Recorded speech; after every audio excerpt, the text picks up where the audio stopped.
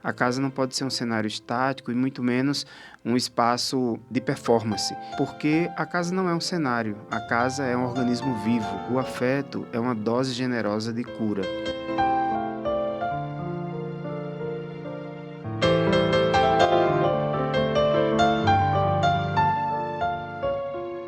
Bem-vindos ao Café com Paz, o podcast da Universidade de Paz. Sou Ana Luísa Meirelles e junto com o Dr. Vimer Botura, mergulhamos na parentalidade e nas relações entre pais e filhos, convidando pais e especialistas da área para as nossas conversas. Nosso programa oferece insights práticos e conteúdo para fortalecer laços familiares e o seu desenvolvimento pessoal. A cada episódio exploramos estratégias e compartilhamos experiências que ajudam a criar um ambiente familiar mais amoroso e compreensivo. Junte-se a nós para aprender, crescer e desenvolver suas relações familiares.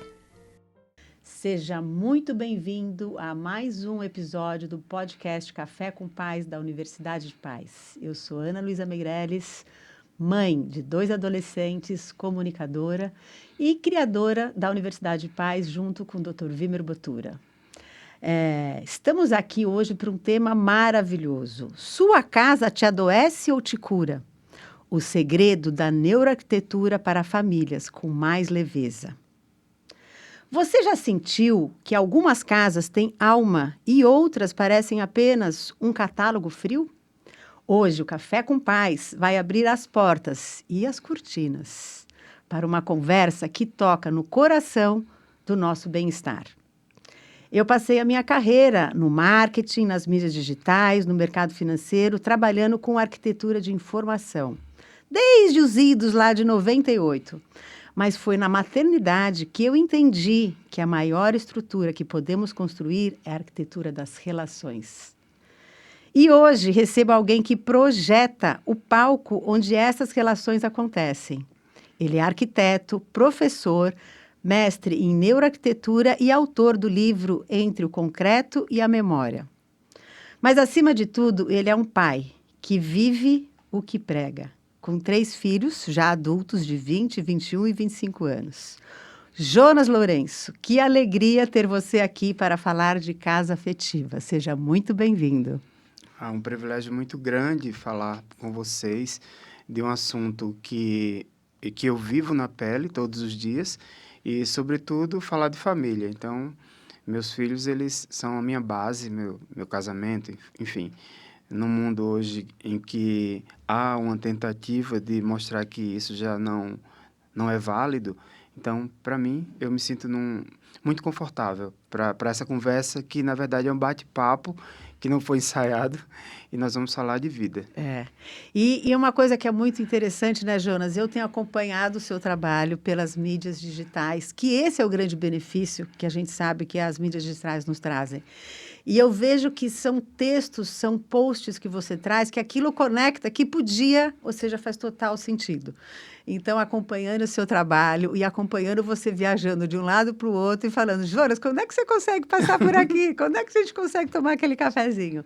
E conseguimos encaixar aqui, você está aqui nessa viagem, hoje já voltando para casa, para Lisboa.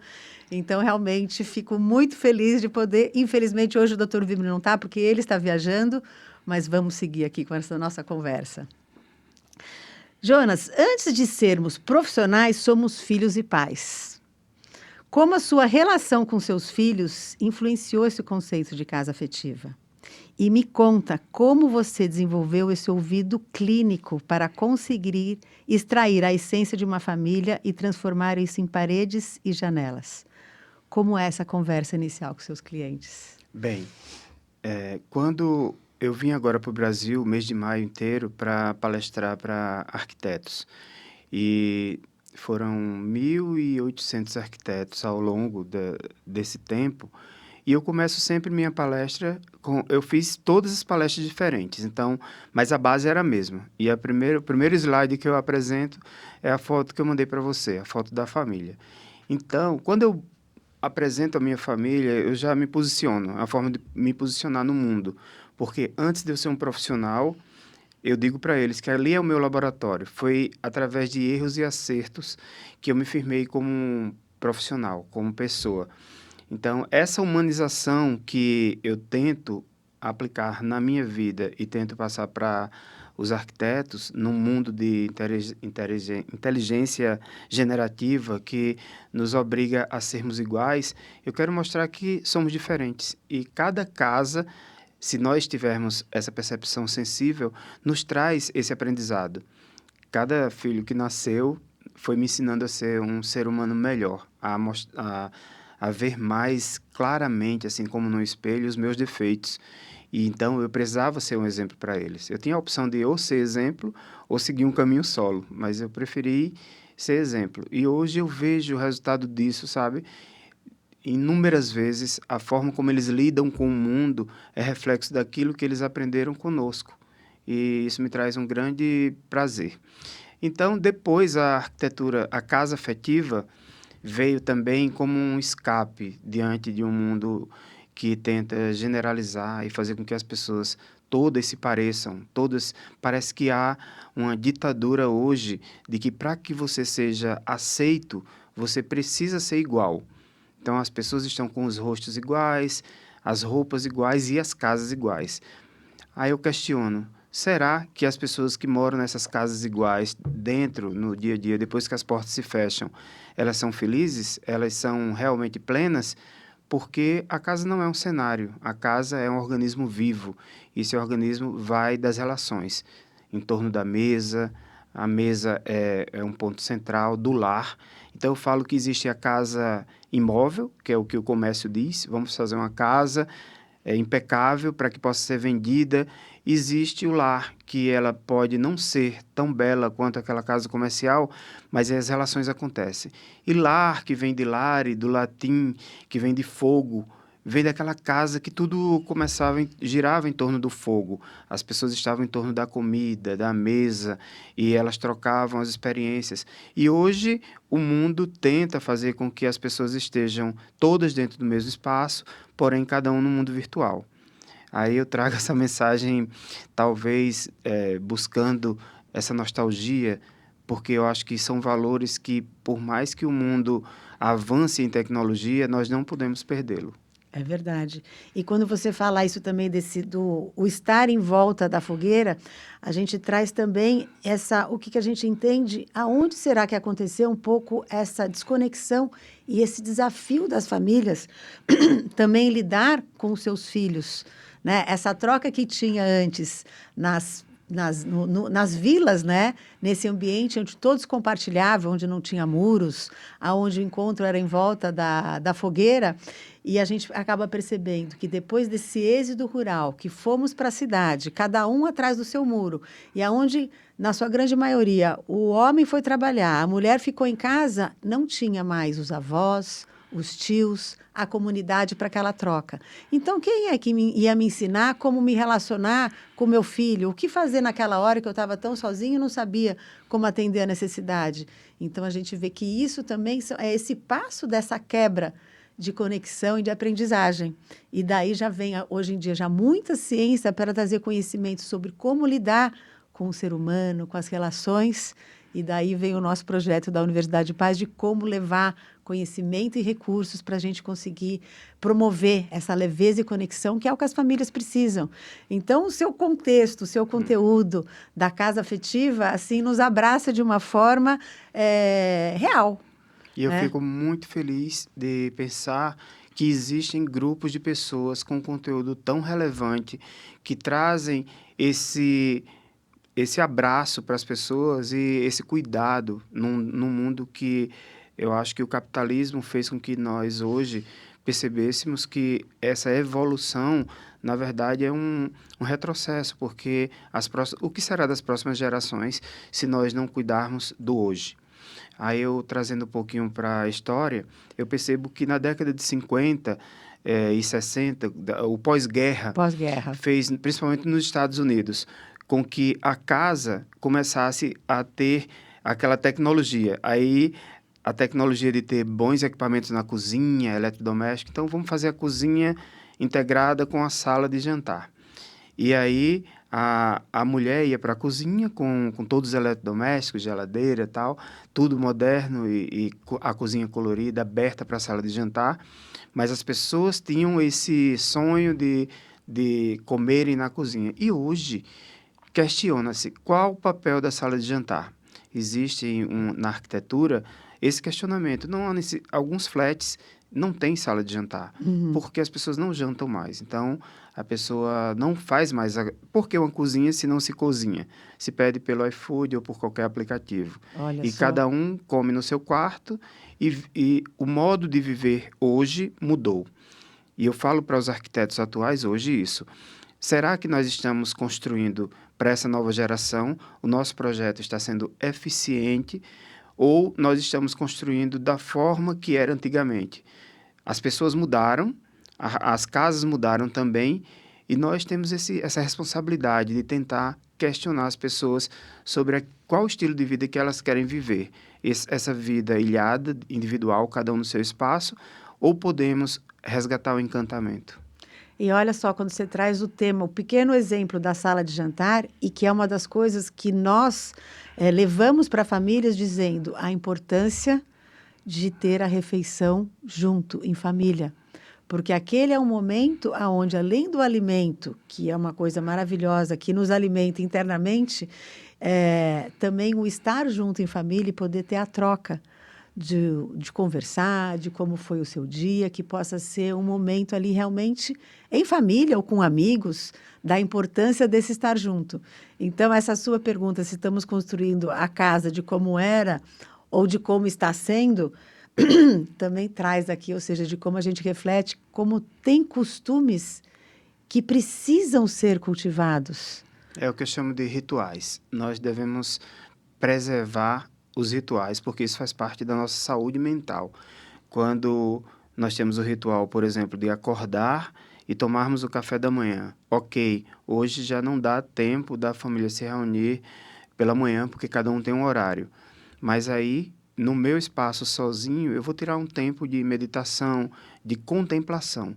E criar espaço de descompressão dentro da casa, que é um espaço onde você necessariamente não vai estar ligado a uma tela.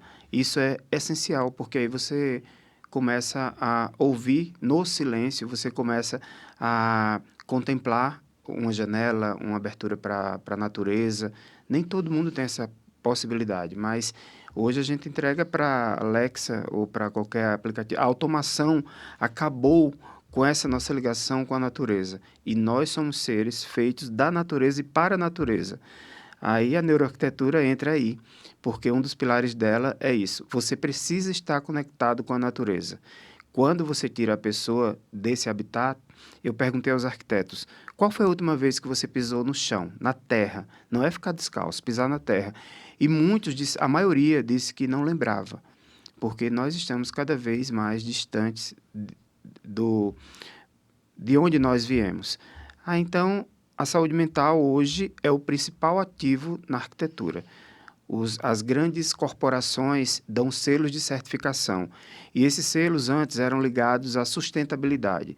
Hoje, a saúde mental é um item essencial. Se o arquiteto fizer um projeto e não pensar na saúde mental, esse projeto está comprometido. Se olharmos para trás, os grandes projetos a nível mundial de arquitetura, eles não cuidavam da saúde mental. Existia uma preocupação escultórica de você ter um edifício glamuroso que pudesse ser aplaudido, mas ele não cuidava da saúde mental, ele não estava ligado com a natureza.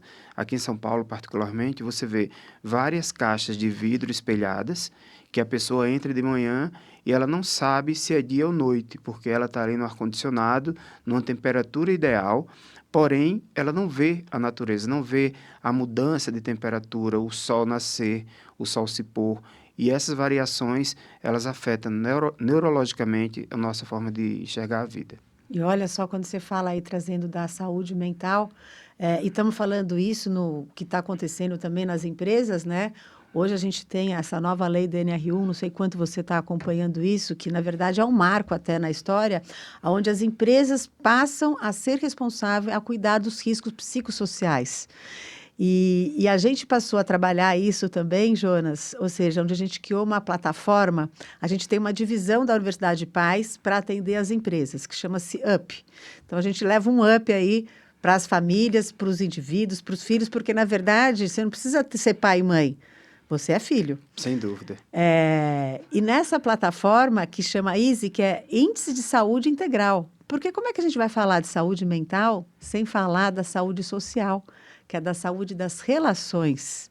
Então, nessa plataforma, a gente faz esse mapeamento de como que está aquele indivíduo de uma forma com toda a sua privacidade, mas, na verdade, gera um relatório ali, um mapeamento para a empresa de como que está essa pessoa também nas relações, tanto em família, os desafios de carreira e trabalho, como ela percebe os benefícios da empresa, será que ela tem relações com o vizinho, com o clube e tudo mais. Então, a gente traz aí umas 6 dimensões, exatamente, ou seja, visando também levar esse recurso para a empresa, porque, na verdade, não é que a empresa tem que cuidar do funcionário como se fosse pai e mãe, mas a empresa ela pode sim ajudar a esse profissional que passa grande parte do tempo da sua vida lá e ajudá-lo a ter recursos.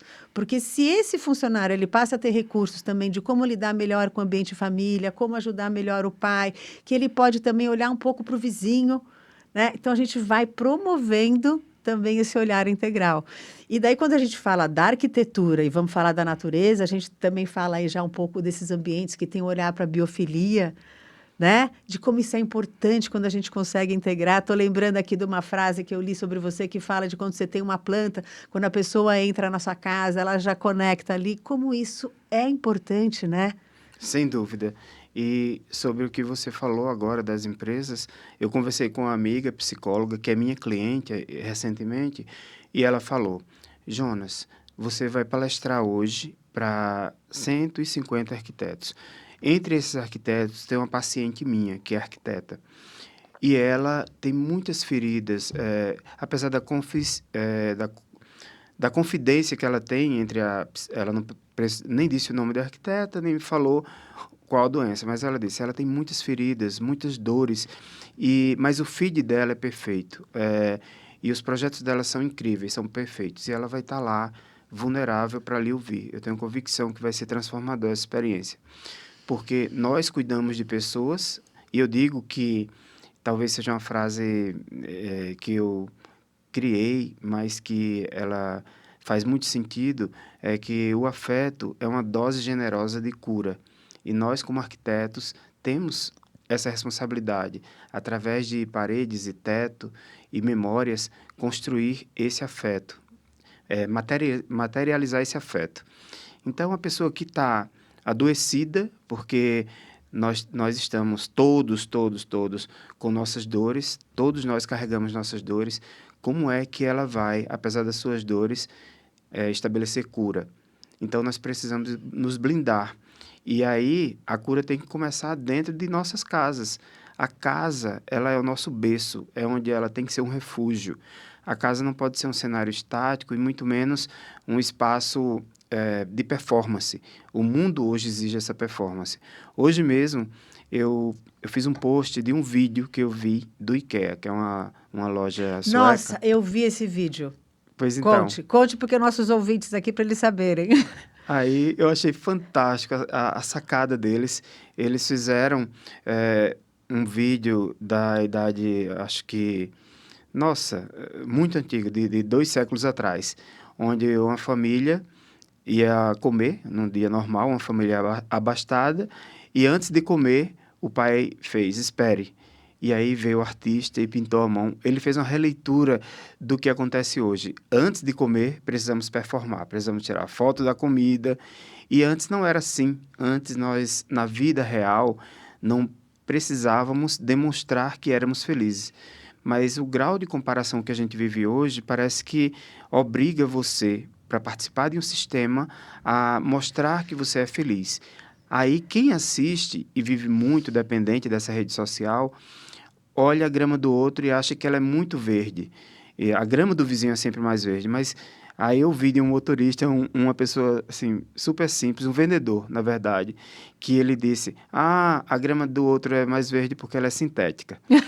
E acaba por ser, porque nós não vemos defeito, ela é mais verde, nós estamos vendo ali do horizonte. E a nossa grama, olhando de cima, a gente vê os buracos, as falhas, imperfeições. Então, a casa, ela tem que ser real, ela tem que ser verdadeira. Um lugar onde você baixa a guarda e você se sente realmente quem você é. E, a partir daí, minimizamos nossas dores. Aí, sobre a sua pergunta agora, as plantas, elas oxigenam e elas trazem esse caráter da natureza. Já que eu não consigo, eu moro num apartamento, eu não consigo ter aquele quintal e estar em contato todos os dias, eu trago a natureza para dentro. E isso faz um bem imenso. Por isso que tem pessoas que falam com as plantas, cuidam e veem nascer os brotos, os frutos. Na minha casa, em Lisboa, nós, na pandemia, plantamos no vaso uma pequena parreira, só pela beleza dela. Era uma espécie de bonsai. Só que na pandemia nós passamos o tempo todo em casa. De repente, essa parreira tomou conta da sala e nós tivemos que comprar muitos grampos para pegar e colar. No livro eu coloquei uma página com essa foto da minha esposa cuidando da parreira. Folhas enormes assim, e tomou conta. E aquilo para nós era muito simbólico, era como se a natureza estivesse dizendo: eu estou sendo bem cuidada aqui. Aí começou a dar uvas. A uva branca, enormes as uvas, eu tirei um cacho assim e eu disse para os meus amigos: gente, daqui a pouco eu vou começar a fazer a uva Jonas, o vinho Jonas Lourenço. Sim, sim. E foi uma experiência muito, muito interessante, que comprovou a importância da biofilia e o efeito curativo que ele tem na nossa vida. E que hoje já tem várias formas da gente ir trazendo essa natureza para dentro de casa, né? Com materiais naturais, com tecidos, com recursos, as cores. Isso Sim, é muito, muito bacana, né? verdade. Muito, muito legal. E até para o ambiente de empresa, né? Sim, sim. Você observa que as empresas hoje, percebendo isso, elas tiram essa característica de uniformidade que parece que veio muito dos Estados Unidos, do escritório dos anos 60, onde todos os móveis... existe uma série chamada Disruptura, eu acho, que mostra isso. Aquele escritório anos 60, todos os móveis iguais, as pessoas vestidas iguais, e hoje não existe isso. As empresas percebem que isso adoece. Então, quanto mais parecido com a casa a empresa for, trazer esse aspecto de bem-estar, os móveis não são iguais, tem sempre uma planta. Você observa que no nosso imaginário, a gente assiste um filme dos Estados Unidos, que quando a pessoa é demitida, ela vem com a caixinha e coloca dentro o porta-retrato, os objetos que tinha na sua mesa. Uhum. Mas aquilo dali, simbolicamente, ela queria dizer, já que eles querem me tratar como igual, eu vou ter alguns elementos da minha casa, uma foto da família, uma plantinha aqui, para eu poder sobreviver. Aí as empresas, entendendo isso, elas já criaram ambientes de descompressão. Em Lisboa, eu fiz um escritório, uma startup, onde no coração da empresa, nós criamos ali um gramado grande, com arquibancadas e puffs. Aí, então, as reuniões os brainstorms, as reuniões de criatividade são feitas ali. E quando a pessoa estiver trabalhando e, de alguma maneira, ela quiser um momento de descompressão, ela vai para aquele lugar e ela pode ficar ali à vontade. Eu acho que as empresas despertaram para cuidar da saúde do seu colaborador. Sim. Porque uma empresa que tem colaboradores saudáveis, ela vai dar melhores resultados. E todo mundo vai se sentindo melhor, né? Isso me faz até pensar também quando a gente fala de ambiente de escolas, né? Que é um ambiente que ele continua igual como há 100 anos atrás, né? Tudo mudou e a sala de aula, que tem tido algumas mudanças agora já mais em rodas, em círculos e tal, mas quanto talvez disso não poderia também ir para um pouco para a praça, ir para um ambiente aberto e deixar isso muito mais leve, né? Sim, a experiência escolar, ela traz esse olhar. Hoje o desafio de uma escola é muito, muito, infinitamente maior do que há uns anos atrás, porque os professores vão estar concorrendo com as telas. Por isso que algumas escolas proibiram no Brasil e também fora do país o uso de telefones, de telemóvel, Sim. de celulares dentro da sala de aula. Então, para poder prender a atenção, e é muito difícil. Eu, dando aula lá na universidade, em Lisboa, recebi essa orientação, que eu poderia dizer aos alunos que eles não vão usar telefone em sala de aula. Alunos de mestrado, de 19, 20 anos, e eu dando aula de desenho de arquitetura, eu disse, eu não tenho como fazer isso, porque eles estão muito ligados em TikTok, em Instagram. Aí, o que é que eu fiz? meu conteúdo em sala de aula tem que ser mais estimulante do que o telefone. E eu disse para eles, vocês podem usar o telefone à vontade. Primeiro que são alunos do mundo todo, e eles ficaram muito chocados com isso. Ué, a única disciplina que nós podemos usar telefone. Eu disse, se a aula estiver desinteressante, vocês podem utilizar. Entretanto, no fim da aula eu preciso desse resultado individual. Então, eles ficam com o olhar aguçado. Ninguém pega no celular o tempo inteiro. Até que chega um momento no fim da aula, que eu dou em 5 minutos, então vocês estão livres. Porque o telefone tem que ficar ali sem notificações. Eles colocam o telefone no bolso ou na bolsa e eles não vão prestar atenção naquilo, porque hoje as pessoas não conseguem assistir um filme, não conseguem passar 1 hora livre do telefone, porque acham, essa dependência que se criou, que vão estar perdendo alguma coisa. Mas eles estão perdendo justamente isso.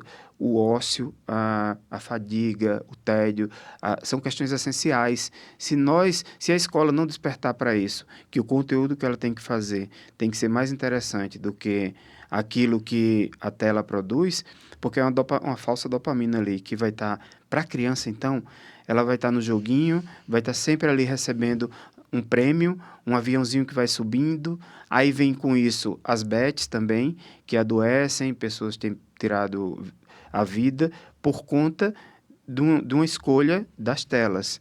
Pais que entregam para os filhos, terceirizam para as telas, a criação, a educação.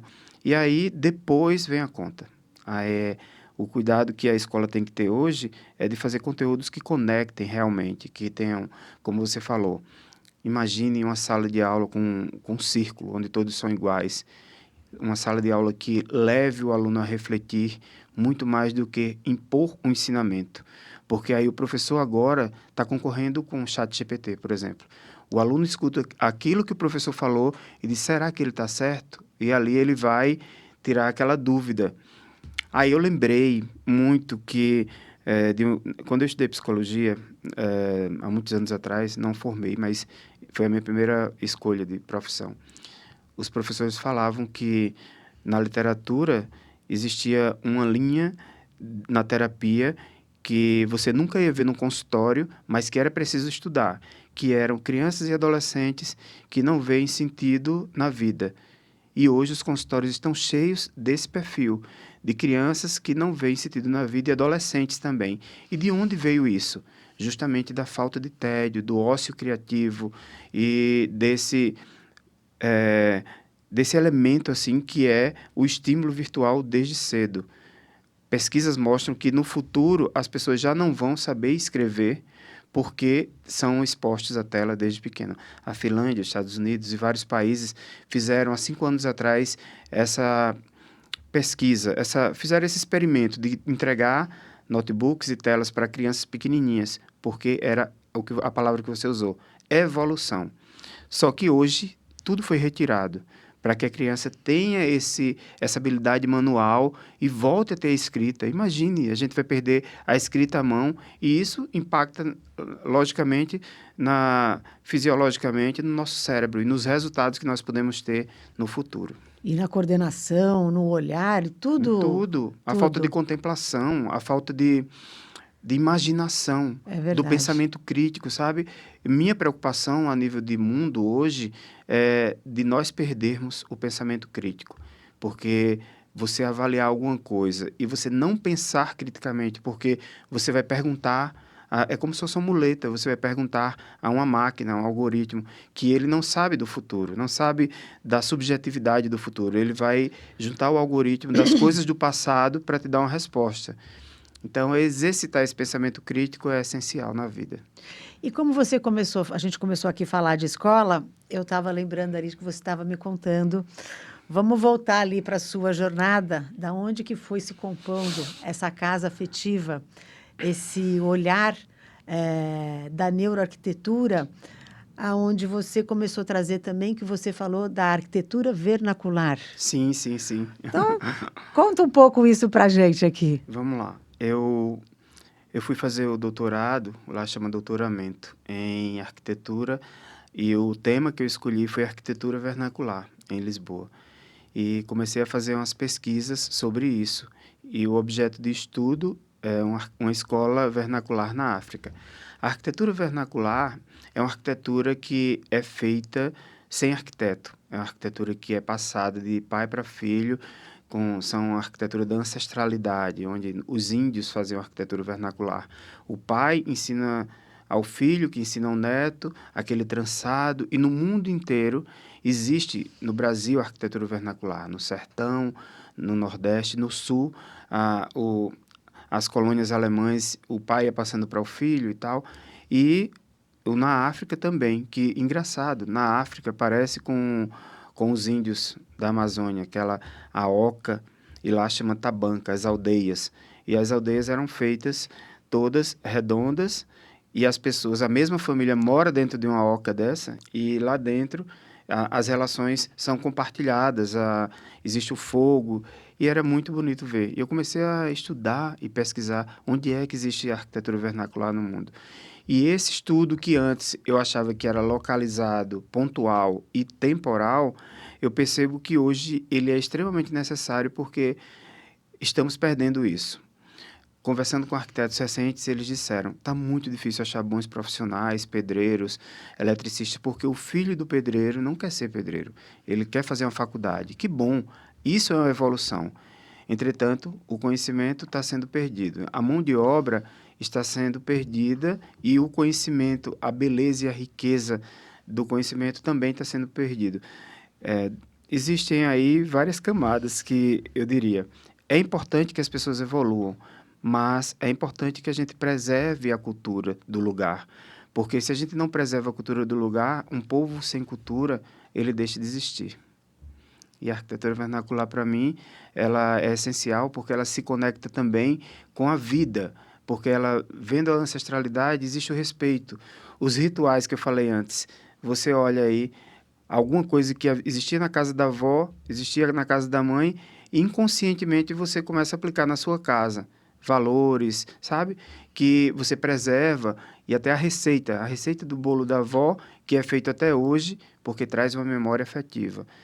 Porque o afeto, ele se produz na memória, e a memória que está no hipocampo, ele vem através de um cheiro, do paladar, e tem valores que não tem preço. Aí hoje o mercado descobriu isso, e as empresas querem trazer o afeto de alguma forma. E aquelas coisas que não são palpáveis, são imateriais, mas elas estão no nosso inconsciente, e a gente quer resgatar o encantamento mesmo. E aí fica um desafio para as avós de hoje. Sim. Como que essa nova geração está criando esses afetos de vó?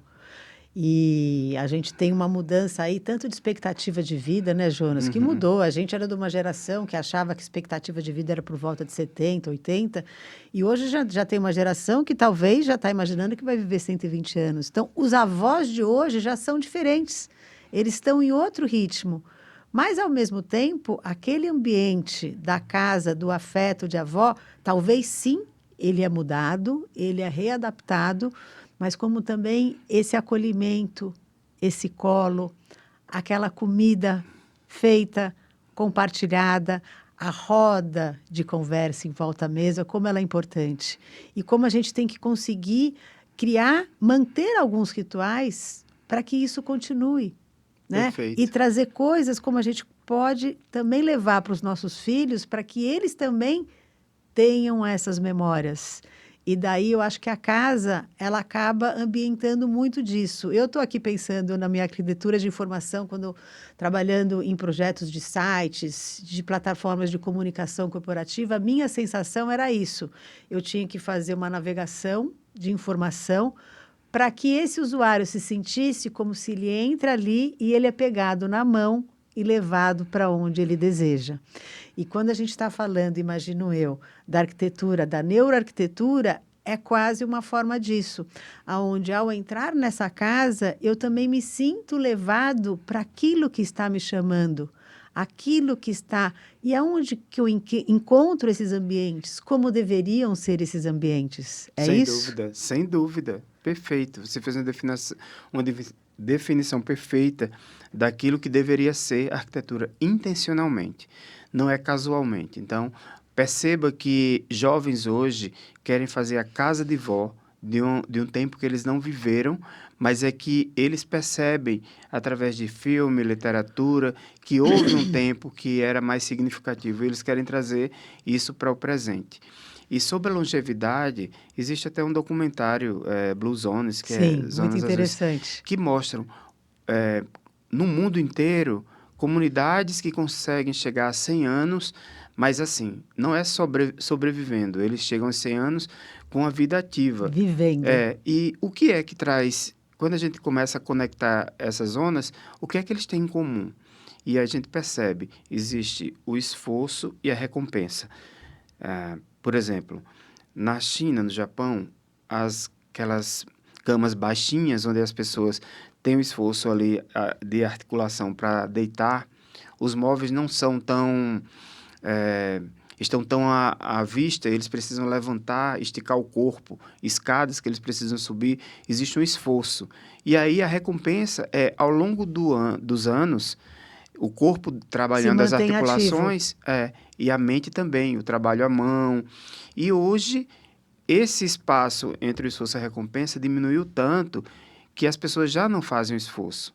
Então, a avó já não faz o crochê, porque vem da China pronto, então é mais fácil comprar. Aí, o que é que vai sobrar quando nós não tivermos mais esforço para nada? Vai sobrar o afeto das relações, o cuidar. Então, não podemos ser engolidos por uma tecnologia que aparentemente diz que nós vamos evoluir, quando, na verdade, emocionalmente há uma regressão, assim, uma diminuição da nossa capacidade de tocar, de ver e de nos emocionar.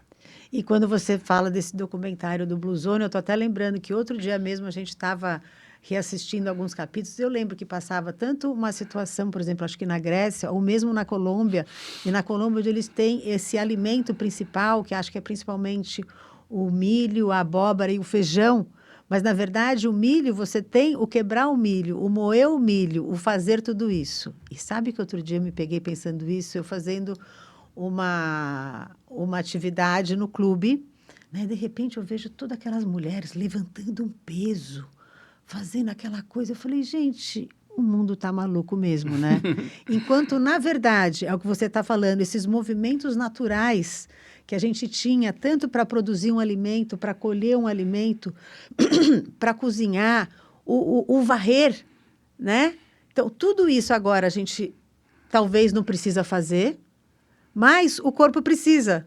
Então, a gente vai fazer uma musculação para Para o corpo compensar. continuar ativo.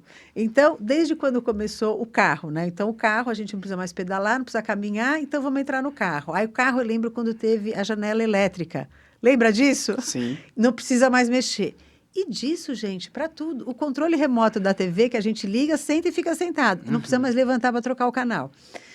Então, como a gente tem coisas disso que a gente pode rever, e lógico que tem vários benefícios, mas a gente tem que olhar esse entorno, né? Aonde que a gente continua ativo?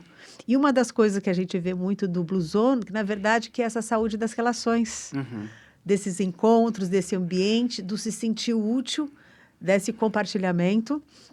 E agora vamos falar aqui do que a gente está dizendo sobre essa arquitetura que ela nos abraça. Então, do que foi mudando para uma coisa totalmente igual, padronizada, e do que eram essas casas? Como que você desenvolve esse projeto da casa afetiva? É o ouvir o cliente, e daí a gente vai voltar aqui para aquilo, o que é esse conversar com esse cliente e entender o que ele precisa. Para finalizar a história dos idosos, é que há uma tendência de futuro das pessoas quererem viver em aldeias, voltarem os idosos a fazer um grupo. Eu fiz um post uma vez. Eu vi, E se a gente muito morasse, bacana. se a gente morasse com os amigos? Então, nossa, foi impressionante. As pessoas começaram a marcar, os amigos idosos marcando uns aos outros. Vamos fazer isso? Então, é o voltar nicho às de vilas. mercado. É verdade, é É o nicho de verdade. mercado. As pessoas querendo agora morarem juntos e ter um pomar, ter uma horta onde eles possam colher, ter um espaço de arte, ter um espaço de convívio, de leitura, porque há essa necessidade que o mundo tem nos afastado.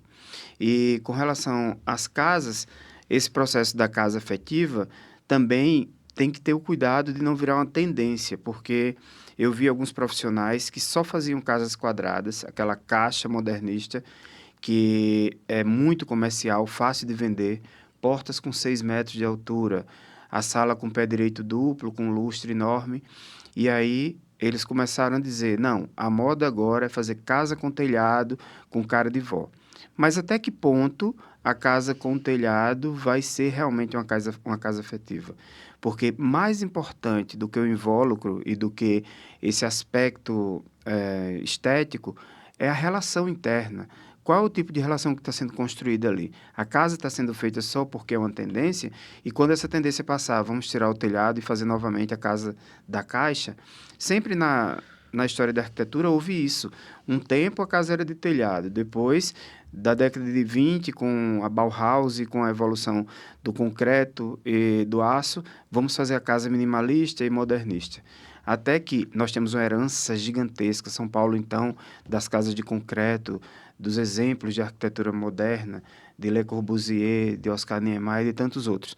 Aí, agora, as pessoas estão querendo buscar, pelo excesso da inteligência artificial e generativa, estão querendo buscar esse retorno a um abraço, a um acolhimento. E onde é que eles estão achando isso? Na casa de campo, na casa de telhado, as pessoas estão saindo de apartamentos para morar em condomínios mais rurais, afastados desse caos urbano. E tudo isso, na verdade, é um reflexo. Mas o que for genuíno permanece. E o que for tendência passa. É verdade. E aí, quando você está nessa conversa, por exemplo, com esse possível cliente que ele quer fazer um projeto, como que você investiga isso com esse cliente, com essa família, para criar esse ambiente? Perfeito. Para ajudá-lo a criar. Ok. Aí, primeiro, eu diminuo o ego. O ego é importante na nossa construção de personalidade. O arquiteto precisa ter o ego, porque isso está ligado à criação. Entretanto, eu não posso deixar que esse ego seja tão forte, fale tão alto, eu coloco ele debaixo da mesa para que eu possa me conectar com a pessoa. É como na África, quando eu entro na casa que a pessoa me recebe para comer, eu tiro os sapatos, porque eles estão descalços. Quando eu tenho essa primeira conversa, ao invés de ter uma mesa entre nós, primeiro eu tiro essa mesa. A gente vai conversar no sofá ou num café, onde a gente está igual. E aí, ao invés de perguntar, fazer a pergunta clássica, quantos metros quadrados, você gosta do estilo rústico? Ao invés de fazer essas perguntas óbvias, e a mesa, neste caso, ela atrapalha muito, porque ela mostra a hierarquia, eu sou superior. E atrás de mim vão estar os troféus, os prêmios, que diz quem eu sou. E a pessoa me procura por isso. Eu tiro isso e sou humano. Quando eu estou só eu, Jonas Lourenço, e o meu cliente, as relações são iguais. E aí eu digo para ele, qual a sensação que você quer ter no seu ambiente? E essas perguntas que eu faço subjetivas, elas vão para um lugar que ele demora a responder, ele demora a achar a resposta, porque a resposta não está em mim, está dentro dele. E quando eu entrego um projeto, eu entrego uma casa que seja a cara dele e não a minha. Que lindo! Até me emocionei. Me fez lembrar aqui uma frase, Jonas, que eu, quando me tornei mãe, eu percebi que eu precisava de mais informações, que eu me vi gritando com a minha filha, eu vi que não era aquela mãe que eu queria ser. Mas se não era aquela mãe, que mãe seria? E fui buscar informações, não foi fácil, até que eu achei, e eu estou lembrando aqui de um curso que eu fiz e, de repente, me veio uma pergunta. Que família você quer criar?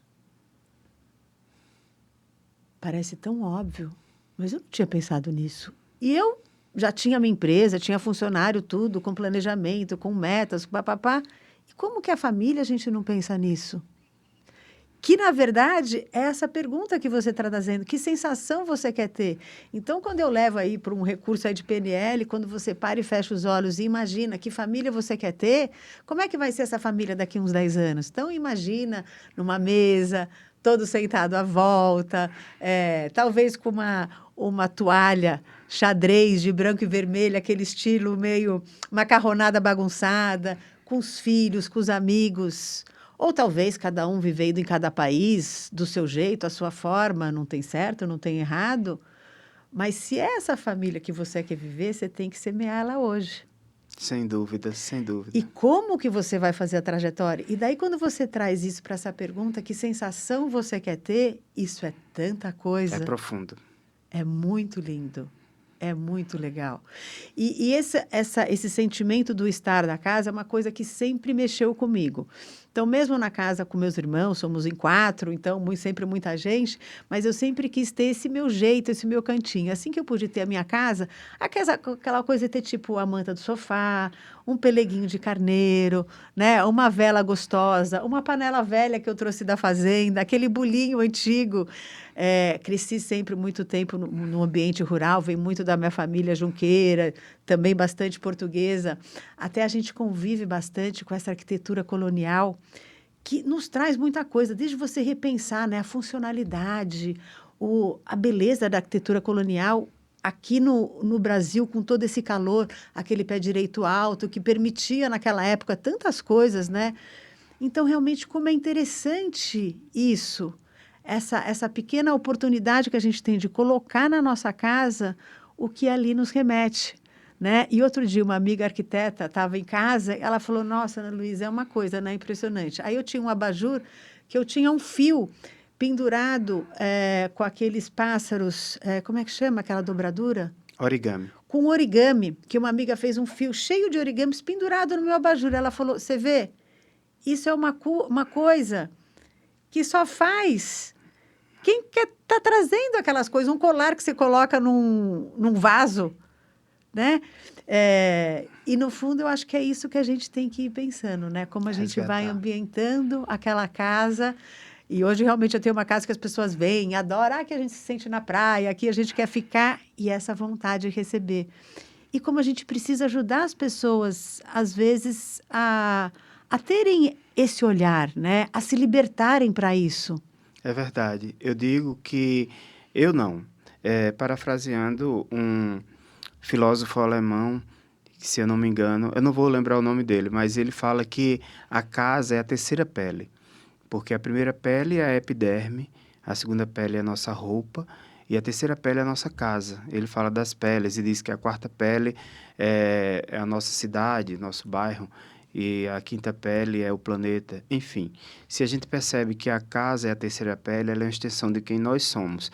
E quando nós pensamos dessa maneira, nós entendemos que nós precisamos ter três coisas com a nossa casa: o vínculo, que é a confiança que nós temos no espaço seguro, a memória que nós trazemos, como você trouxe, seus elementos, e o pertencimento, que é o lugar onde, quando você chega, você diz: esse lugar me pertence, eu pertenço a esse lugar. Quando ela não tem esses elementos, ela é simplesmente um imóvel. É verdade. E como a gente pode se reabastecer nessa casa afetiva, né? Onde a gente... E daí estou lembrando aqui de quando a gente fala desses ambientes inócuos, cheio de telas, onde cada um está no seu espaço e não tem mais tanto esse encontro. Como será que tudo isso aconteceu e como que a gente tem que derrubar esses muros, né? É verdade. E há uma preocupação, eu acho que talvez por isso que algumas vozes hoje têm sido tão ouvidas. Há uma preocupação muito grande com isso. A grande massa hoje tem acesso, todo mundo tem acesso à inteligência artificial. Então, as pessoas estão ficando genéricas porque as perguntas são muito semelhantes e as respostas também. O algoritmo, ele pegou ali aqueles dados e tem um livro interessante de um filósofo bem jovem que é Seremos Dados. E quando ele coloca isso, no futuro nós seremos apenas dados. Ou também há aquela ambiguidade na pergunta: seremos dados entregues? Aí o que acontece hoje é que todo mundo vai ter acesso a mesma informação. Então, todas as respostas são iguais, tanto faz você ter uma casa aqui, como na Suécia, como no México, aquelas casas são todas iguais, elas não vão estar identificadas com a região, os materiais não são locais, há uma padronização, e com isso as pessoas começam a ter comportamentos iguais. E no futuro, só vai ter acesso realmente a um arquiteto, a profissão vai acabar, mas vai ter acesso, ela vai modificar. O acesso à informação vai ter realmente quem se conectar com o humano, assim como na medicina, Você vai ter acesso a um médico que vai colocar um aparelho e escutar o teu coração, se você tiver muitas condições financeiras, porque todo mundo, através da IA, vai conseguir escanear o seu corpo, saber a sua doença e comprar o seu remédio, sem sair de casa, só pelo aplicativo. Então, o que vai se manter, aquilo que eu via nos filmes há 10 anos atrás, sobre o futuro, já acontece hoje, essa revolução. O que vai se manter é quem for humano, a nossa humanidade que está cada vez mais rara. E eu não culpo a inteligência artificial, como eu fazia há uns meses atrás. Eu culpo o próprio humano, que na sede de não saber quem é e não saber onde quer chegar, ele busca isso nessa máquina. É.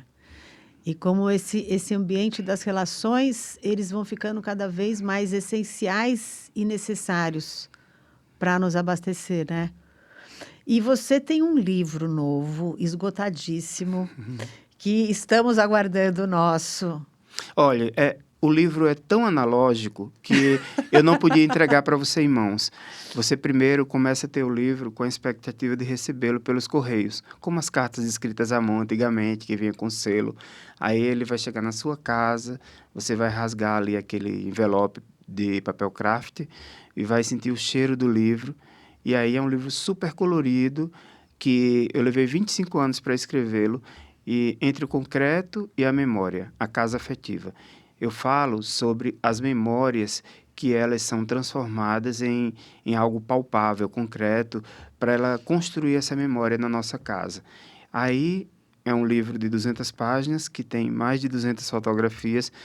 Como eu nunca pensei em escrever um livro sobre mim, sobre esse tema, as fotografias são do meu acervo, do telefone, do celular, de máquinas analógicas, que eu fui fazendo ao longo da vida, das casas por onde eu passei, as casas do Brasil, a minha casa de Portugal, e eu fui colocando, mas aí ia ser um livro de neuroarquitetura. Eu peguei 20 temas da neuroarquitetura e ia montar o livro. Quando ele estava pronto, aí eu pensei, nossa, esse livro é técnico, ele vai ser apenas lido por arquitetos, ou vai ficar numa prateleira, num estante, onde eu vou mostrar a minha intelectualidade, minha falsa intelectualidade, que eu vou dizer, nossa, um arquiteto brasileiro morando em Portugal fez um livro sobre pesquisas científicas. Tem nada a ver comigo. Eu falo de uma forma muito simples e para que as pessoas entendam. Então, a dona de casa, sabe, um motorista, qualquer pessoa que vai estar ali vai entender. Aí, o que é que eu fiz para conectar as pessoas? Voltei aqui à metáfora e à parábola. Eu peguei 20 histórias minhas reais de situações que eu vivi, minha relação com a casa, minha casa de infância, muito humilde, minha mãe, aquele esforço, coloquei. O primeiro capítulo é a minha casa de infância. Depois eu falo da migração, quando eu fui para Portugal, a minha casa de Portugal. Aí eu falo sobre aquilo, falo sobre uma cliente acumuladora, que ela era doente, assim, tem um acúmulo por materiais, um apego. E como é que a neuroarquitetura responde a isso? Falo sobre um casal de clientes cegos que eu fui contratado para fazer a casa deles e eles queriam uma casa colorida, só que eles eram cegos de nascença. Como é que eu ia atender a isso? E eu mostro como na neuroarquitetura, eu não vou dizer tudo porque senão vai perder a graça. Vai perder a graça. E aí eu construí um livro que eu não esperava de coração que ele fosse ter esse alcance. Os arquitetos começaram a ler e também, assim, um soco no estômago para os arquitetos que fazem os projetos genéricos. E eu vi, ao longo do tempo, como essa semana mesmo, um escritório super famoso do Brasil, os dois arquitetos disseram, Jonas, a gente era arquiteto até aqui, agora, a partir de hoje, nós vamos ser humanos. E a partir dessa leitura. Aí isso nossa, alcançar o coração das pessoas através de algo que vem da alma, isso é tão significativo para mim, sabe? Que é missão. Eu nunca pensei em vender o livro. Se eu pudesse, eu dava o livro para todas as pessoas, Sim. porque é a forma como eu enxergo a vida e eu descobri que outras pessoas hoje pensam assim. Por exemplo, a Casa Cor, que é um evento internacional até, o tema desse ano é mente e coração. Está totalmente alinhado com aquilo que eu penso. Então, ela está voltando o olhar para o sentimento. As grandes campanhas nacionais de arquitetura estão voltadas para o sentir. E isso, para mim, é um motivo realmente de entender. Outras vozes acreditam que ainda há esperança. É a esperança. E é onde a gente vai se permitindo, né? Esse deixar viver, essa casa viva, essa casa que está tudo bem, pode ter uma bagunça, e que eu posso ter uma composição de materiais que... Eu lembro até, ou seja, uma coisa, um estilo de um arquiteto que me liberou muito foi o Sig Bergamin. Adoro. Adoro. O livro dele, adoro. Também, que eu acho que é isso. E é desde ele contar a história dele saindo com tecido das casas pernambucanas, né? E a natureza dele de compor tipos de tecidos, tipos de histórias, né? Aquelas lembranças. Outro dia um amigo que ele traduziu isso, que ele viaja, vivia trazendo umas peças, ele entendeu que aquilo era a piece of talk, né? Um pedaço de conversa, mas ele não estava conseguindo juntar na casa dele. E, no final dos contos, acabou... ele fez um trabalho com a minha prima, a arquiteta, a Mônica Hoppe, que ela tem uma arte para isso, e compôs todos aqueles pequenos pieces of talk na narrativa dele, porque não é todo mundo que às vezes tem essa habilidade para juntar. Então, realmente, o trabalho desse arquiteto é importantíssimo, né? De quando ele consegue juntar isso. Na minha casa mesmo, que eu queria depois colocar uma pequena piscina, tal, eu não achava, tal, não sei o quê, e uma outra prima, Lígia Meirelles, conseguiu fazer aquela produção de colocar a piscina com aquela parede verde, com a fonte de Iemanjá que já tinha na minha casa.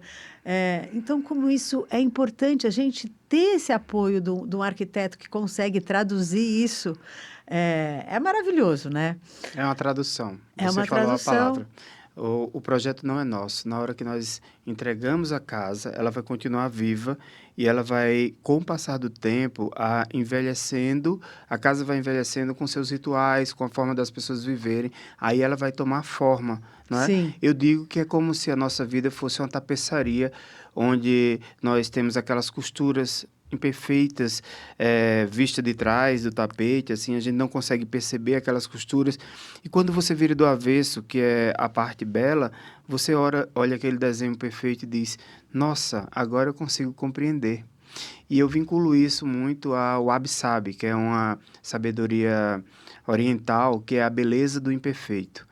É possível nós termos as marcas na nossa casa, as cicatrizes, as manchas do tempo, que aí fortalecem o vínculo que nós temos com o lugar que habitamos.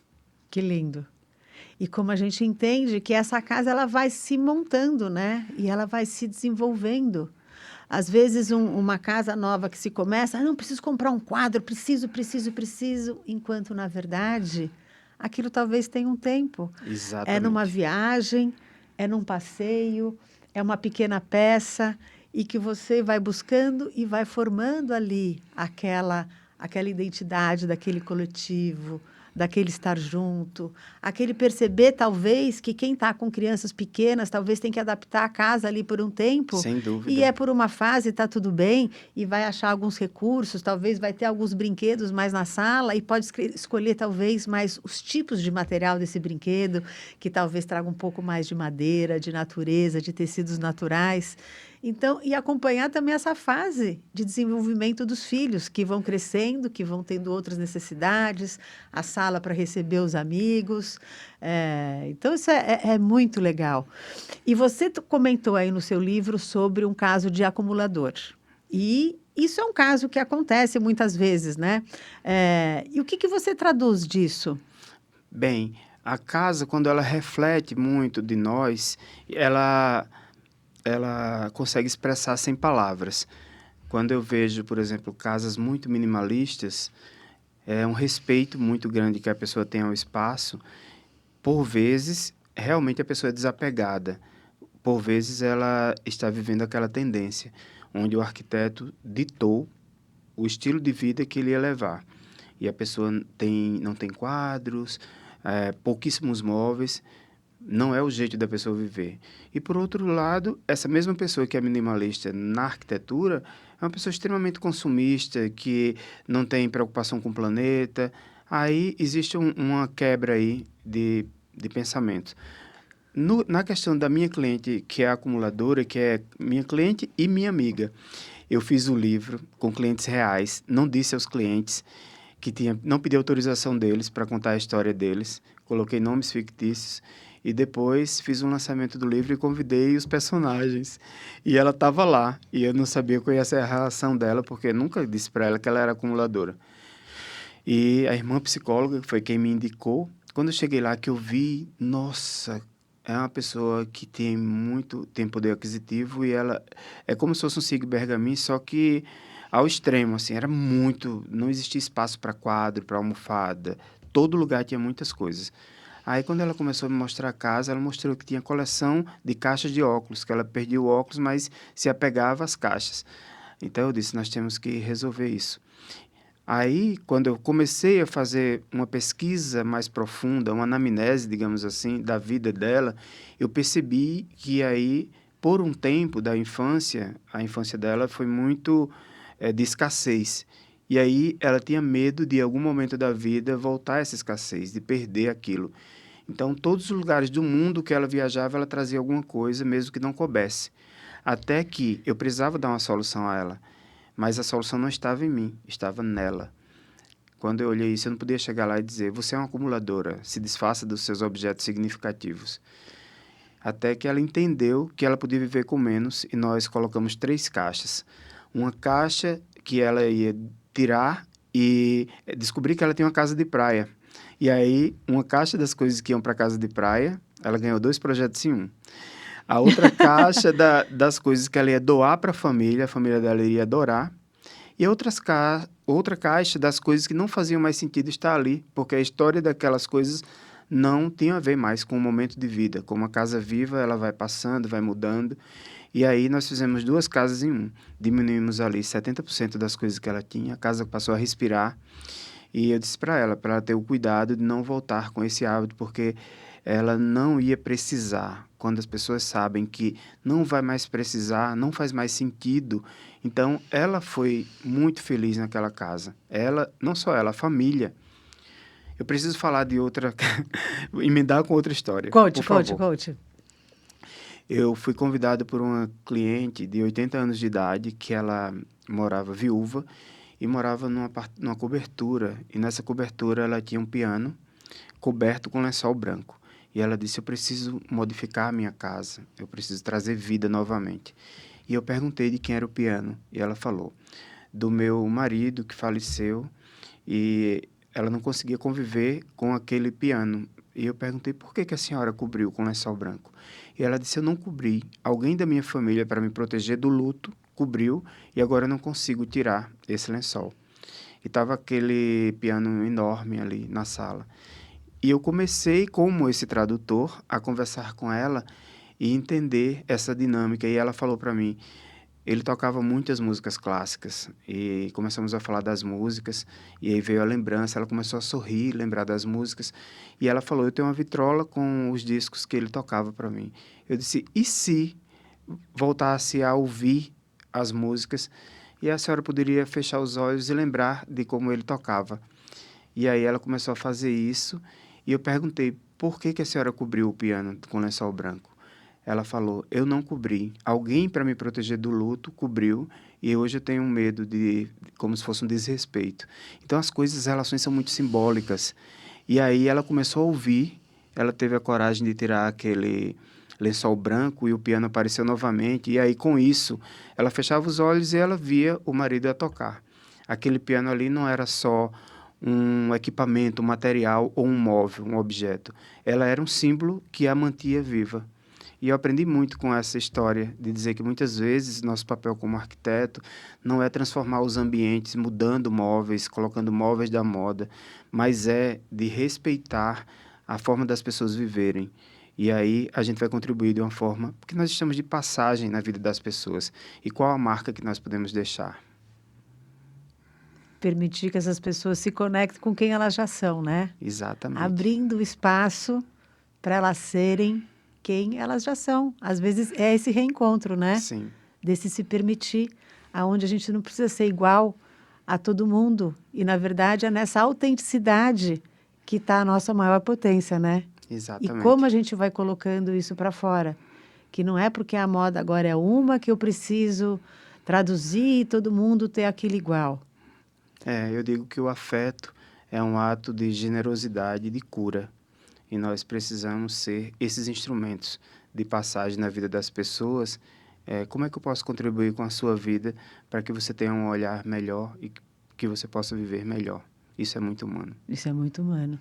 E quando a gente traz um trabalho, quando a gente faz uma mentoria, um atendimento junto à família, muitas vezes, ali naquele caos, naquela dificuldade daquela família, às vezes o que está precisando? Uma reorganização de costumes, alinhar um pouco expectativas, porque a família mudou, você tem os filhos trazendo novas necessidades e movimentos. Às vezes acha que um filho é superativo, mas na verdade é porque talvez ele está tão cheio de atividades que ele não consegue descansar.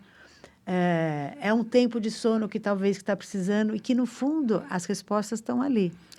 Elas estão nas entrelinhas. É aquilo que não é dito, né? É. Que nós precisamos ter a sensibilidade de perceber as palavras que não foram faladas. E que daí a gente precisa desse arquiteto das relações para reorganizar ali a arquitetura daquela família, né? Sim. E muitas vezes também o ambiente da casa vai ajudar. Muitas vezes é o filho que é muito desatento, não consegue estudar, mas será que ele tem um cantinho de estudo? Com talvez um pouco menos de informação, onde ele não fica tão tentado, talvez pelo game ou pelo brinquedo que está ali. Então, esses ambientes, né, nos ajudam a estar. É verdade. O mundo, às vezes, o consumo faz com que essa permissividade de você entregar praticamente uma casa pronta dentro do quarto do filho, porque você quer fazer feliz. E essa geração, minha geração, que tinha menos coisas, ela quer substituir o afeto por material. Então, ela dá tudo que ela não pôde ter. Meu filho não teve isso e agora existe essa tecnologia e ele vai ter acesso. Então, ele tem um mundo dentro da vida dele que ele não precisava. Então, retirar essas coisas para que ele possa crescer e ter a conquista também é algo muito saudável. Eu tive um caso de uma cliente que a filha de 15 anos pediu que o quarto dela fosse um flat. Então, eu fiz ingenuamente assim também, porque a gente vai aprendendo, né? Eu sou muito vulnerável para mostrar minhas falhas e eu satisfiz. Fiz um flat belíssimo dentro do quarto da menina. Ela tinha um banheiro no quarto, tinha um frigobar, tinha TV, tinha Autonomia. Muito. Então, um determinado momento, a filha parou de sair do quarto e de se contactar com a família. Estava o frigobar abastecido, ela saía do quarto uma vez por semana e os pais já não sabiam o que fazer, estavam preocupados, mas ela estava, na cabeça dos pais, segura, porque ela estava dentro do ambiente familiar. Então, a filha estava desenvolvendo ali uma depressão, eles não sabiam como lidar, e eles falaram para mim, o quarto ficou muito confortável para ela não sente necessidade da família. E depois, essa menina fugiu de casa, aos 15 anos, e a polícia entrou em contato, ficou desesperado todo mundo. Uns dias depois, 3 dias depois, ela usou um cartão de crédito a mais de 1.000 quilômetros de casa. E a Polícia Federal foi lá, no posto de gasolina, e achou a menina. Ela estava indo para um encontro vindo para São Paulo para um encontro com um namorado que ela conheceu na internet dentro do espaço seguro do quarto dela. Que, na verdade, ela tinha 15 anos, o homem tinha 50, mas dizia que tinha 15 também. E aí ela foi resgatada de volta para a família, e o crime foi descoberto. Mas aí eu fiquei me sentindo um pouco culpado, não tinha culpa, mas eu me senti culpado porque eu satisfiz o desejo dos clientes e o desejo da família, mas olha, se eu tivesse a maturidade de dizer para eles, não faço, não vou fazer o flat porque isso vai ser prejudicial para sua filha. E muitas vezes os pais de hoje querem compensar a vida que eles não tiveram e dão tudo. Ontem eu vi isso de vários pais. Eles dão tudo, eles dizem mesmo, eu estrago os meus filhos. E aí a conta vem depois. Nossa, Jonas, que impressionante, né? E como isso conecta tanto com o nosso trabalho, onde essa criança, esse jovem, não tem mais querer, está tudo ali, e não tem esse desejar, esse precisar trabalhar para conquistar. E daí você vem aqui e fala de uma coisa que é interessante, né? Onde a gente tem essas casas um pouco mais antigas, que ainda não é tudo suíte, e você tem um banheiro para compartilhar. Será que as pessoas ainda sabem o que é isso? Compartilhar um banheiro? E como compartilhar um banheiro que você tem ali entre irmãos que precisam compartilhar é uma ordem. É mais difícil, sabe? É É mais o- difícil. É um Eu vivo isso. respeito. Eu vivo isso na minha casa e eu digo, gente, depois eu agradeço a Deus. É, às vezes nós temos em casa, eu tenho um apartamento funcional pequeno, um apartamento antigo, com 2 banheiros. O banheiro da suíte, que é o nosso, e o banheiro dos 3 filhos.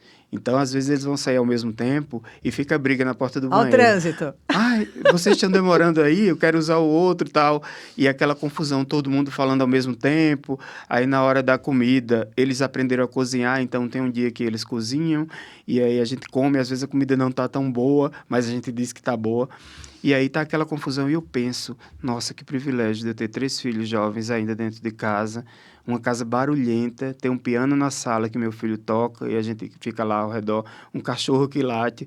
E daqui a um tempo eu tenho convicção de que esse tempo vai chegar em que seremos só nós dois. E todos aqueles espaços vão estar vazios e eu vou sentir falta disso. Então eu vivo intensamente esses momentos com eles, porque eu sei que faz parte da vida e que é necessário a gente viver o hoje. E não queria que hoje eles estivessem cada um no conforto do seu quarto, vivendo uma vida virtual. Então, essa experiência que eu tenho dentro da minha casa, dentro da minha família, eu queria que as pessoas conseguissem entender a importância delas. E eu até, quando mostro a fotografia da minha família, eu digo, a fotografia de hoje, ela é feita para quando não pudermos mais visualizá-la, quando ela não puder ser repetida. Sim. E como essa confusão é boa em casa. Sim. E como ela é importante, quantas negociações que a gente aprende com isso.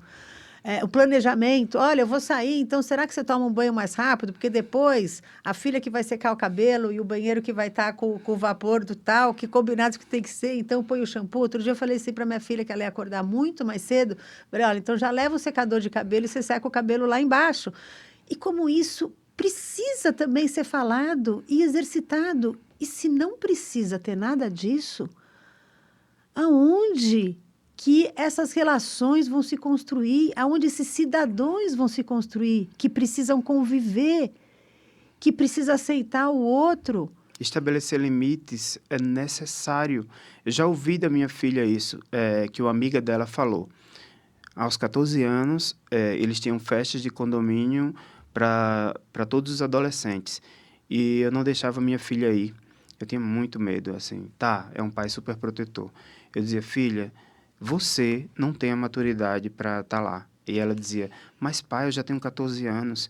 Eu disse, sim, filha, mas as pessoas que estão lá, vai ter pessoas até de 18 anos. E eu mostrava os riscos. E aí, depois, ela vinha me agradecer porque acontecia alguma coisa grave naquela festa.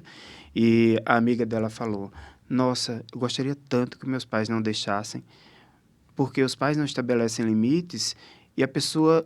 Imagine que um adolescente hoje vai até 25 anos, a adolescência. A pessoa que não tem uma maturidade para decisão vai estar tomando decisão de adulto e aí ela vai estar sofrendo consequência de adulto. Filhos que são gerados em adolescentes, sabe? Quantos abortos e quantas lutas não estão ali no escondido do quarto porque não houve um pai, uma mãe presente que orientasse, não houve um amigo que estivesse ali para dizer, não é a hora. É verdade. E isso que está nas relações, está nessa bagunça de novo que acontece, está nesse olhar e perceber, e não, às vezes, por um excesso até de querer um certo conforto, egoísmo, eu preciso do meu tempo, eu preciso do meu silêncio, e ao invés de abraçar aquele todo de alguma forma. É lógico que esse autocuidado, esse seu tempo também é importante, mas como também é importante essas trocas, essas ondas, esse ouvir e ver com olhos de ver de verdade, essa troca, essa conversa. É a escutativa que eu chamo. É a escutativa. Então, a gente vai escutar, mas a gente vai pensar, o que é que eu posso ouvir com isso que eu estou a absorver. E muitas vezes ali num problema, num desafio, você tem um foco, mas tem coisas que estão na penumbra, que estão na sombra. E às vezes é no sentimento que a gente vai ter aquilo. né? É É verdade. no envolver, no movimento. E que a gente possa realmente manter isso que você falou, de estar com os filhos jovens em casa e como aquilo é bom, porque sabe que aquilo talvez vai acabar. Outro dia eu tive com uma amiga de faculdade, ela contando, não, porque meu filho, ele já tá trabalhando, já tem a autonomia dele, eu acho que ele precisa sair de casa. E eu fiquei pensando, né? Ele precisa sair de casa? E daí, outro dia aqui num podcast que a gente teve com o Dado Schneider, ele é um grande estudioso das gerações. Ele vem aí do mercado publicitário e o que ele estava falando também é muito, ou seja, dessa tempo que a gente sabe, ou seja, da expectativa de vida que mudou. A expectativa de mudou, a velocidade dos jovens mudaram. A gente é de uma geração que tinha que estudar, se formar, sair de casa, fazer família, porque a vida ia acabar. E hoje, essa geração não tem mais essa pressa que a gente tinha, porque a expectativa de vida deles mudou. Né? Então, será que do terceiro ano do colegial eu preciso correr para fazer uma faculdade? Será que precisa de toda essa pressa? Ou será que eu posso fazer um ano sabático? Ou se eu posso arriscar melhor, experimentar um tempo de trabalho para ver se será o que realmente eu quero? E daí me veio esse pensamento conjunto. Será que o filho ele tem que sair de casa? Eu concordo que o sair de casa é importante, assumir essa autonomia é importante. Fiquei até com esse pensamento. Você tem uma reflexão sobre isso? E, Ai, ao mesmo tempo, a gente está falando isso das pessoas que estão se juntando para vir conviver em pequenas vilas. E é isso que eu falei com ela. uhum. Porque É, essa vila, numa cidade, a gente tem que encontrar essa nossa vila. é verdade. Você colocou uma situação que eu vivo na pele e eu me coloco muito vulnerável agora para falar. Quando nós saímos do Brasil, foi libertador, porque nós vivíamos aqui no Brasil, eu percebo que há um movimento de comparação muito forte. Então, meus amigos com seus filhos, existe uma competição, todo mundo tem a necessidade de estampar. O filho passou no vestibular, raspou a cabeça e ele estampa aquela conquista que é maravilhosa, mas assim, que é uma conquista muito mais do pai do que do próprio filho. Às vezes o filho nem queria ter aquela foto estampada, mas ele disse: "Olha, meu filho conseguiu". Então, cada pai quer fazer esse comparativo de: olha como eu criei bem meu filho, porque ele conquistou, ele chegou, foi primeiro lugar em medicina, enfim. Então, eu não tinha essa intenção, mas quando eu fui lá para fora, eu percebi um movimento totalmente oposto. Pessoas muito mais leves e sem comparação, de ter que casar, ter filho. As pessoas são mais lentas, sabe? Cada um tem seu tempo. E eu, por um tempo grande, por alguns anos, eu ficava frustrado de me comparar. Nossa, por que meu filho ainda não teve essa conquista que o filho dos meus amigos da mesma idade já tem? Já estão no mestrado, o meu ainda está entrando na faculdade. Até que eu percebi, sabe, que eu não preciso me comparar. Eu tenho filhos lindos, adultos, maravilhosos, íntegros, não usam droga, não, sabe, conversam assim e apoiam os amigos que são mentalmente assim mais fracos e fazem diferença no mundo. Tenho um filho lindo, pianista, tenho uma filha que é estudante de moda, tenho outra que agora vai ingressar em cinema e que ela mesma passou por isso de pensar, nossa, minhas amigas entraram na faculdade aos 17 anos para um curso que elas não queriam, mas que foram forçadas pelos pais. E ela vai entrar na faculdade aos 21 anos. Só que ela está entrando agora para exatamente o que ela quer. Ela disse: não, não quero ser arquiteta. Eu quero ser cineasta. Então, vai ser cineasta, filho. Vai ser o melhor que você pode naquilo que você sempre sonhou. Se não der certo, a gente vai estar aqui para te apoiar. Não é que você vai ficar dependente de nós, mas você sabe que sempre vai ter um porto seguro, alguém que vai te abraçar, vai te acolher na tua fragilidade. E eu acho que família é isso, sabe? De respeitar o outro, para onde ele quer ir, dar suporte, sabe? E ter pessoas saudáveis, que eu acho que isso é o mais importante. É melhor você ter pessoas saudáveis do que ter profissionais, como eu tenho alunos, que estão ali forçados, porque o pai queria que ele desse continuidade à sua geração. E ele está ali, mas ele sabe que quando acabar aquele curso, vai entregar o diploma ao pai e vai dizer, agora eu vou ser feliz. Nossa, que desafio, né? E até por isso que eu acho que um curso vocacional, um processo vocacional é tão interessante. Foi o meu caso. Eu estudei psicologia e dentro da psicologia estava numa fase de estágio em que eu ia fazer teste vocacional nas pessoas, aí pedia para os meus colegas, aplique o teste em mim para ver. E só dava arquitetura. E por que eu não tinha coragem de fazer arquitetura? Porque a arquitetura, na minha cabeça, exigia cálculo, era um curso que eu não conseguia passar. Aí fiz o curso, entrei e foi a melhor decisão da minha vida, porque eu continuei com a mesma ideia da psicologia, de cuidar de pessoas, só que aí eu consigo cuidar de pessoas de uma outra forma, materializando o sonho delas. Nossa, olha, que lindo, que bacana, né? É. E como é importante quando as pessoas vão conseguindo entender essa vocação, né? Sabe que eu também, no meu processo vocacional, foi muito legal e para mim foi inesquecível. E eu falo isso porque acho que realmente é muito bom que os jovens possam passar por isso. Ali naquele processo, ou seja, mais ou menos você estava com dentro dos perfis, habilidades, papai, eu tinha mais ou menos ali duas possibilidades. Uma era veterinária e outra negócios. E nesse veterinária, imagina você que a gente fazia uma visualização. Muito bom, você agora é veterinária, daqui 5 anos, aonde você está? É o sonho de toda criança, ser veterinária. Todo mundo fecha os olhos. Ah, o que você vai estar fazendo? O que você vai estar estudando? Quem são seus amigos? Aonde você vive? Qual que é a rotina? E agora passaram-se 10 anos. Como que é seu ritmo de vida? Você casou, teve... E eu me imagino veterinária, andando de um lado para o outro. Naquela época não tinha ar-condicionado, eu imaginando a fazenda, enfiando a mão nas vacas, vendo assim, gente, não sei não se é isso que eu estou querendo. Muito bom. Agora imagine você na outra profissão. Todo mundo agora na profissão 2. Fecha os olhos. Daqui 5 anos, daqui 10 anos, o que você vai estar fazendo? Eu falei assim, gente... Nossa, eu acho que eu estou mais para essas relações de negócios, desenvolver oportunidades, estar com pessoas. E agora, como que você junta essa profissão 1 com a 2? Eu falei assim, lógico, eu vou trabalhar, eu vou viver, eu vou viajar e eu ando a cavalo no fim de semana. E eu tenho um cachorro. Eu não precisava ser veterinária. Para ter o prazer de estar em contato com animais. Né? Então, como isso é importante? E, no fundo, você vê, aquilo já estava ali em mim, né? E daí o que a gente estava falando aqui antes de começar esse podcast, do que é essa nossa trajetória de vida, né? Então, desse ambiente de relações, de viagens. E daí eu fui para arquitetura de informações. E sabe que o slogan da minha empresa é Humanizamos a Tecnologia.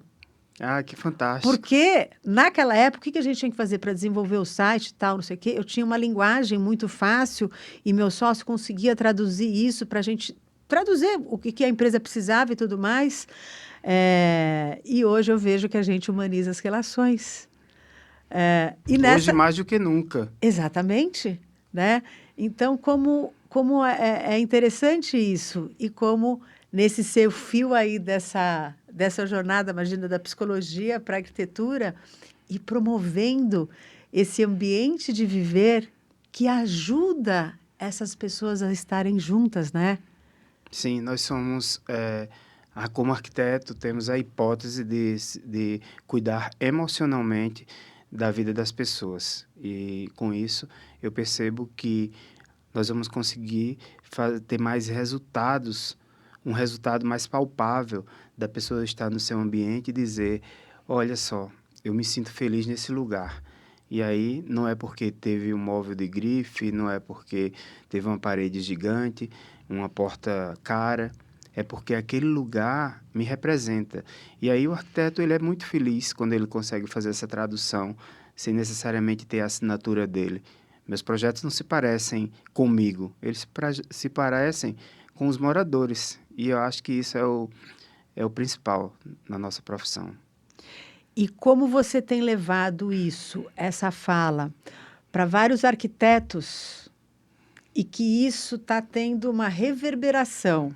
É quase um tsunami. É verdade, é verdade. E quando a gente fala aqui de tsunami, né? que é uma onda que vem, que limpa uma coisa e que leva uma outra coisa. Por que você está sentindo e percebendo que isso está conectando, está reverberando tanto? Eu piso com muito cuidado, assim, como quem pisa em ovos. Quando eu chego num palco, num auditório, assim, gigante, com aquele monte de profissional renomado, que ele está na expectativa de ouvir alguma coisa como você vai ter uma performance melhor assim, você vai conseguir mais seguidores assim. Aí eu chego, não falo de rede social, não dou dicas de posicionamento de marca. Eu pergunto, qual é a sua marca? Qual é o seu traço? Qual é a casa que marcou a sua vida? E aí, quando eu começo a fazer essas perguntas, as pessoas olham para dentro e elas se conectam comigo, aí eu começo a ser vulnerável e dizer para elas, olha, no meu caso, eu tive a possibilidade de ser um arquiteto de sucesso aos olhos das pessoas, mas eu optei por ser um arquiteto mais anônimo, onde os meus projetos são projetos para pessoas e não para mim. Não são casas para revistas, não são projetos de portfólio. E aí as pessoas começam a dizer, nossa, foi libertador. E é tão lindo assim você ver que pessoas que nunca te viram e que estão dizendo que vão mudar, recalcular a rota. Então, fazer a diferença na vida das pessoas é criar missão e propósito. Que lindo. E é onde vai permitindo que eles se permitam a encontrar esse propósito, né? Que está dentro deles, que né? está dentro deles. Não do outro. Porque hoje existem mentores em arquitetura que têm muitos seguidores e eles cobram de 20 a 100 mil reais para te dar uma mentoria, te colocar dentro de uma caixa e dizer a forma como você deve fazer um feed bonito e como deve se posicionar. Aí eu venho com esse discurso de simplicidade para dizer às pessoas, a resposta já está dentro de você. O que eu mais escuto dos arquitetos é eles dizendo, estou exausto. E porque eles procuram um caminho, procuram a luz e procuram se encaixar onde eles não se encaixam. Procuram fazer algo que não é verdade. E hoje o mundo, ele quer a sua verdade. Quanto mais sem máscara você for, quanto mais você se posicionar dizendo, eu acredito nisso aqui. As pessoas que vão te olhar são aquelas que acreditam naquilo que você faz. Aí, hoje, nós temos a possibilidade, eu precisei estar fora para olhar com esse olhar de fora e dizer, eu posso ser eu mesmo, eu não preciso me encaixar onde todo mundo se encaixa. E aí essa voz começou a encontrar outras vozes e a gente criou uma comunidade que pensa semelhante. Parabéns, porque isso é muito bom mesmo. E eu vejo que eu, com o Wimmer e os nossos especialistas aqui, quando a gente vai levando esse conhecimento, esse expertise sobre relações, sobre o estar junto, como ilumina muitas vidas e vai permitindo as famílias encontrarem essa leveza e conexão. Que sim, existe ciência para isso e é isso que a gente quer levar. Esse como você pode fazer diferente. Mas muitas dessas respostas, na dúvida, está no coração de cada um. Como lidar naquele desafio com o filho? Exatamente. Você não pode chegar e impor uma resposta, porque você vai acessar o coração da pessoa e ela vai ter o seu repertório de vida que você ainda não alcançou. Sim. E aí, quando a pessoa consegue olhar para dentro, ela disse, obrigado, achei a resposta que já estava nela. Já estava nela. Mas ela precisa achar a forma. Então, quando a gente fala das necessidades principais, de como você se olha, que um dia você também já foi criança, traz toda essa... que ajuda esse pai, essa mãe, às vezes esse avô, esse executivo, se permitir ser o que, no fundo, já está ali dentro dele. É isso. Né? Essa é a grande transformação. Que lindo, Jonas. Olha, tenho certeza o Wimmer ele vai morrer aqui, que não estava aqui conosco hoje.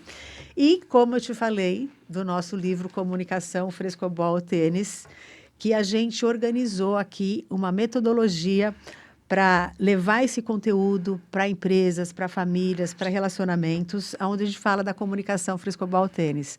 E aqui, para quem não conhece bem essa metáfora, a metáfora não foi criada por nós, mas, na verdade, a gente está revivendo essa metáfora porque de atendimentos, de consultório, de trocas, o Dr. Wimmer, principalmente, ele foi percebendo como ela é forte. Então, Rubem Alves, que já tinha trazido essa metáfora com Milor Fernandes sobre O frescobol, que na verdade, e um jogo bastante brasileiro, que a gente joga muito aí na praia e tal, que a gente joga a bola para o outro com a intenção de que o outro acerte. E quando a gente leva essa metáfora para a comunicação, então eu passo uma conversa para que você consiga responder. E você me devolve. E por mais que às vezes você receba até uma fala difícil, você pode ajustar.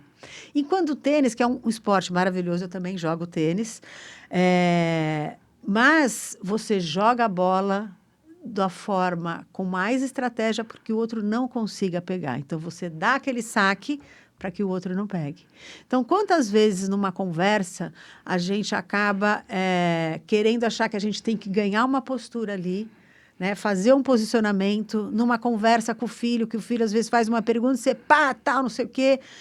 E, na verdade, quantas vezes talvez a gente podia ajustar aquela bola e manter o jogo no ar. Então, nesse nosso bate-bola aqui, eu queria trazer uma experiência sua. Quanto que você acha que quando a gente vai falar aí da sua vida pessoal, da sua vida profissional e do seu jogo interno, aonde que você acha que você mais joga tênis ou acaba jogando um tênis que talvez você nem queria? Eu acredito que todos os dias esse desafio tem me feito jogar o frescobol, tem me feito fazer esse bate-bola, onde eu dou espaço para que o outro consiga acertar, e aí a gente vai ajustando até achar esse equilíbrio nos meus projetos, nas minhas relações pessoais. Há muitos anos que, talvez desde o começo da minha carreira, eu não tenho deslumbre, assim, de dizer, eu preciso estar no pódio. E aí, quando eu saio desse pódio, de querer ser o primeiro lugar, de estar no outdoor, na capa de revista, eu venho justamente para esse lugar de não competir.